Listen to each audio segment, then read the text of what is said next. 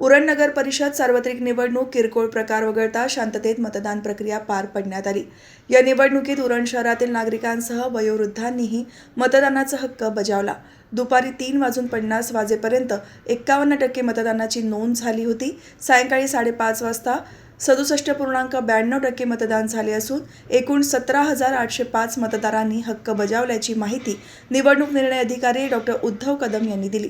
नगराध्यक्षपदासाठी उभे असलेल्या 4 आणि एकूण 10 प्रभागातील 21 नगरसेवकांच्या जागांसाठी निवडणुकीच्या आखाड्यात उभे असलेल्या 48 असे एकूण 52 उमेदवारांचे भवितव्य 2 डिसेंबर रोजी सायंकाळी 5:30 वाजता शीलबंद झाले असून आज 3 डिसेंबर रोजी होणारी मतमोजणी मुंबई उच्च न्यायालयाच्या नागपूर खंडपीठाने 21 डिसेंबरला घेण्याचे निर्देश आहेत।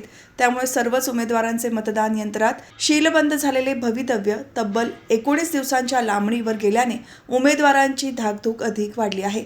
नगराध्यक्षपदासाठी भाजपकडून शोभा कोळीशहा आणि महाविकास आघाडीच्या वतीने भावना घाणेकर, शिंदे गटाकडून रुपाली ठाकूर तर अपक्ष म्हणून शेख इसरार या 4 उमेदवारांची नावे आहेत।